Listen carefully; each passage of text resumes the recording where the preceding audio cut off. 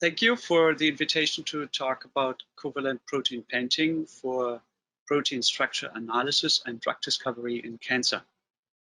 I will start out with a short introduction into the cancer paradigm, which initially states that somatic mutation changes protein abundance, and these somatic mutations are causative to cancer. However, it's unclear how the 3D proteome is really influenced by somatic mutations in cancer. And we are very well aware that the cancer genome can be sequenced with very high efficiency. The transcriptome of cancer cells can be analyzed with very high efficiency today with RNA sequencing and DNA sequencing techniques. And proteomics has been used extensively to look at proteins in cancers and in tumors. However, what we are really missing is a technology, a method to address the 3D proteome, which is essentially all protein conformations in a tumor, for example. So what I'm going to talk about here mainly is really a method, a proteomics method, to quantify tumor-specific alternations in protein structure. Now, for doing so, what we decided to do is to leverage bottom-up proteomics for 3D proteome analysis. And what happens here essentially is that we combine quantitative mass spectrometry with bottom-up proteomics and a novel footprinting technique that I will introduce in a minute to create a method that can be used in bottom-up proteomics that is called covalent protein painting. Covalent protein painting is a technique in which the proteome of cells, and this is done on cells in the cell culture plate or even in mice, where cells are directly labeled with a dimethyl labeling reagent. And what happens is that once the reagent is applied to the cells, it labels the lysine residues that are exposed on the surface of proteins. So what I've shown here is essentially the lysine residue and its surface accessible area. And this surface accessible area gets labeled with formaldehyde, and formaldehyde and cyanoborohydride then reduces formaldehyde to this methyl group. This chemical reaction happens twice on each epsilon amine of each lysine that is available in a proteome. The reaction is very fast, can be done at 3 degrees Celsius, and it is very efficient in labeling. However, if the specific site is not accessible as shown for this part of this protein here, for example, if the site is blocked by another protein due to a protein-protein interaction, or if it remains inaccessible due to biomolecules that bind there, small metabolites, then the labeling reaction cannot occur. And we take advantage of that in the sense that we stop the first labeling reaction, lyse the cells, and then apply a endoproteolytic enzyme, in this case it's chymotrypsin, and digest the proteome of the cells into peptides. And these peptides are then in part labeled with the initial first labeling reagent, and this was the dimethyl with a C13, and the now available lysine sites in the now denatured proteins that were initially inaccessible, they get labeled in the second label reaction with C13D3. So we have an isotope encoded information about whether lysine sites were accessible or inaccessible. Standard bottom-up proteomics is then applied, and we measure the MS or MS to identify the peptides that are in the proteome and there with the proteins, and also to read out the information of whether certain lysine sites were accessible or inaccessible. And this is done here. As you can see, we quantify, for example, the intensity of the chromatographic peak for each of the two peptides and calculate out a ratio of the lysine site, of the proportion of the lysine site that was initially inaccessible over accessible. Now, as you can see, this method is quite well to work with other methods in synchrony, and here I'm presenting a set of different technologies that are used to evaluate protein structures and protein-protein interactions, and we have these high-resolution interactions here that are focused on single-cell proteins on the left side, and we have less highly resolving, structurally resolving techniques that are shown here on the right side. And of course, I want to mention FPOP, which was presented by Lisa Jones, also in the seminar series earlier on, or SPROX, which is oxidative labeling of methionine, or affinity binding specific labeling of protein sites developed by Ben Cravett. Our technology has the advantage we can run it from proteins and protein complexes up to whole animals and cells.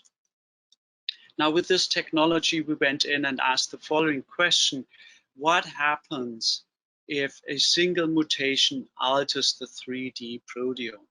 And so the 3D proteome is here determined.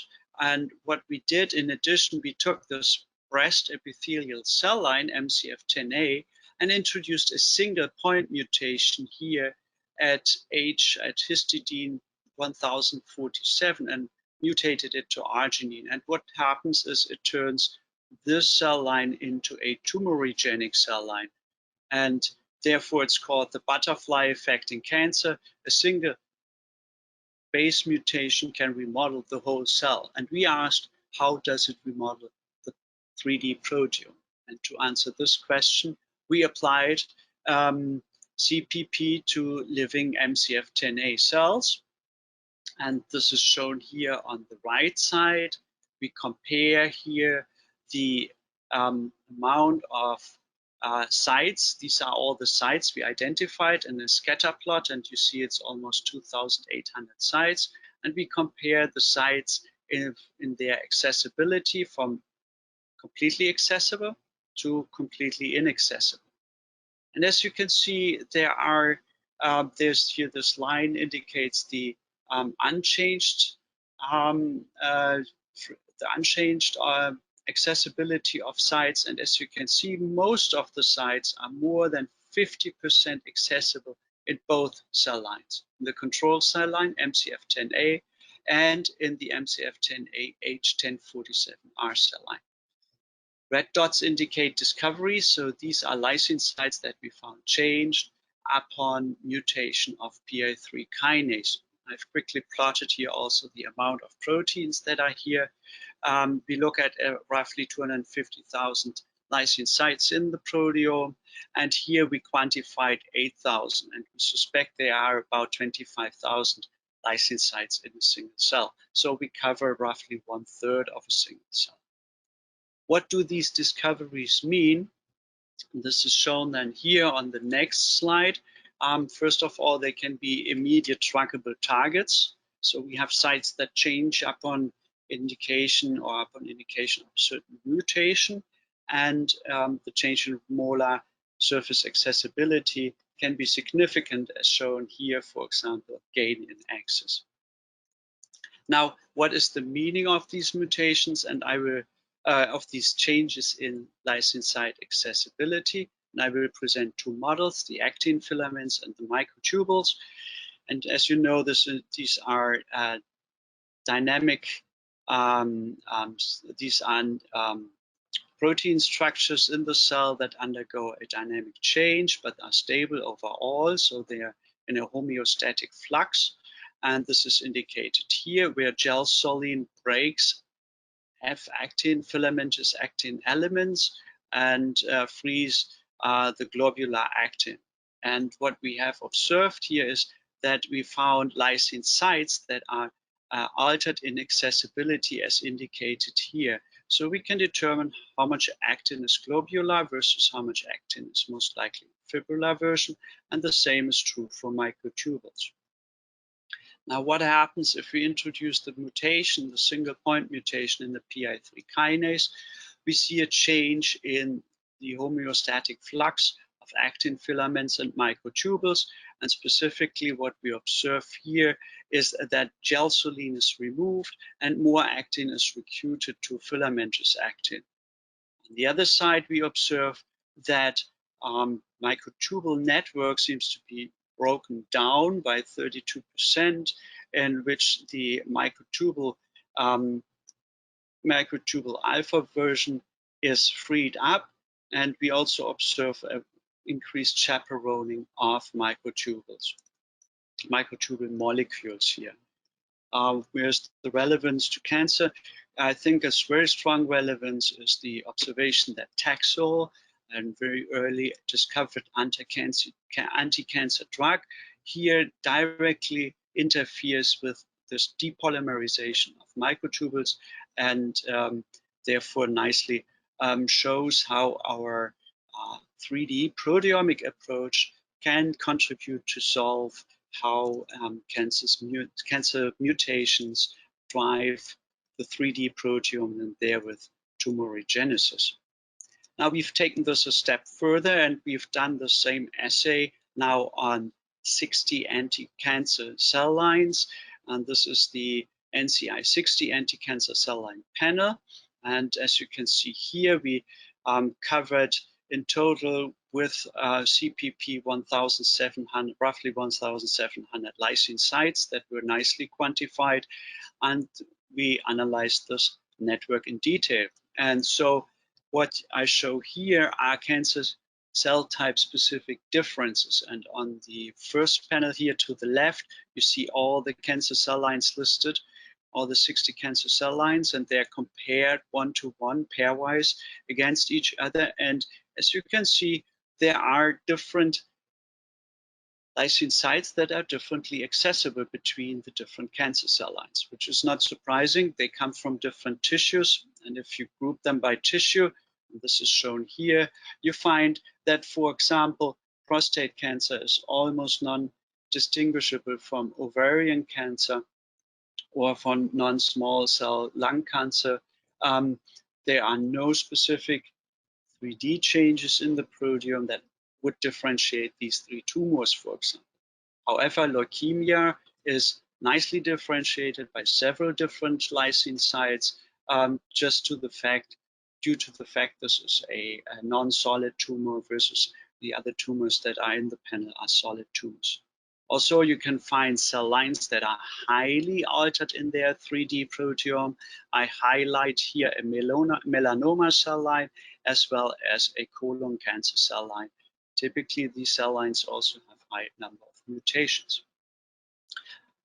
On the lower right is shown a graph that groups 3D changes in the proteome by their occurrence in these 60 cell lines. And as you can see, we can roughly distinguish 8 clusters in which different proteins and sites are clustered together, so they co-occur in different cell lines. However, the interesting aspect is that these proteins are not functionally clustered. Their gene ontology over all points rather to proteins that have functions in effector functions, like in metabolic functions or cell structure functions, rather than signaling, which distinguishes them from the proteins that are essentially mutated in these cell lines. Now, you come here, I think, to the most interesting part for most of the listeners. This is the quest on how we can use this 3D proteome information and infer knowledge about growth inhibition. And especially here, we looked at the growth inhibition efficacy of small molecules. I should mention that the 60 cell cancer panel was used by the developmental therapeutic program at NCI to screen over 50,000 different compounds and small molecules. So there is publicly available a list of the LD50 or LC50 of each of these small molecules. a different concentration series and for all the cell lines. And so what I show here on the right side is actually a plot in which each cell line is represented by a blue dot, and the specific lysine site at which we look here is plotted from accessible to inaccessible. And not surprisingly, in certain cell lines, this site is highly inaccessible, whereas in other cell lines it is accessible. And so, as you can see here, we can directly correlate the LC50 of this specific small molecule here with the relative inaccessibility of the lysine site that we look at.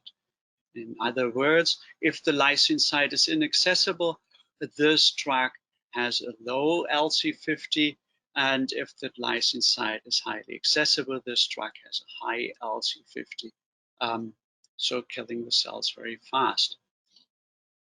There are other molecules and other lysine sites in which the correlation is positive, as shown here. For example, in this for this lysine site, the cell lines that are highly accessible also show a low LC50 value, whereas lysine sites, whereas cell lines in which this lysine site is highly inaccessible, they also show a large LC50 value. And so essentially what we can do with this data set and with the screening information from the drug screening panel is we correlate the lysine site accessibility with the growth inhibition effect of small molecules. Now, this can be done over all lysine sites we identified and over all 50,000 compounds. And so we get in the end a network of protein conformations or lysine sites and small molecules. And this is depicted here. This network, bipartite network, includes almost 300 small molecules, and it displays 49 different lysine sites. And so we use this network here essentially to infer whether certain lysine sites are able to predict the growth inhibition of small molecules. And I want to point out a few specific aspects of this network. Specifically, we have a hubs, in total 3 hubs, and these 3 hubs are these 3 lysine sites. And as you can see, the correlation is red. That means it's negative, whereas here it's positive, whereas here the correlation is blue. It means it's negative. So as I presented before, the lysine site correlates with drug inhibition in a negative or in a positive correlation. Now, what are these sites? And we have here different kinds of molecules presented. They are in DNA damage, and these lysine sites here specifically point to the proteostasis network. So, in other words, if lysine site accessibility in these proteostasis network associated proteins is changed, we can use this as a predictor of drug efficacy to kill the cells for a large number of drugs. And that's kind of surprising. You see the drugs include DNA damage and also other mechanisms of action that are not further listed here. And so the drug effect is not coupled directly to the accessibility of the lysine site, but rather the lysine site can be used as biomarker to read out the specific drug's efficacy on a certain cell line or on a certain cancer cell line. Now, there are other proteins included here in this network, for example, that are involved in chromatin maintenance. There are proteins that are involved in cell signaling within the cells, and there are also proteins that are involved in energy metabolism. And as you can see, different drugs interact with different proteins here, or determined by different lysine sites here. So in summary, I think well in time here, summary, CPP labels lysine sites proteome-wide and in living cells. It's an MS-based quantitation of lysine site accessibility. We use it to screen cancer proteomes for structural alterations and correlate lysine site accessibility with growth inhibition efficacy of the small molecules. And I think this is really a very powerful tool. We ran all these samples on an Evosep 1, which was very fast for us to work with. And we hope that we can convert some of these lysine sites either in biomarkers for screening screening cell lines or tumors for drug efficacy, or directly use these sites as target sites, as novel leads for drug action. And herewith I want to conclude. I thank Julene Dietrich for helping me with running the samples. Salvador Martinez Bartolome performed the part of the statistical analysis and helped with bioinformatics around this project. And of course, I thank Dr. Yates and the Yates Laboratory for the support. The research was supported by the National Institute of Aging and by the National Cancer Institute.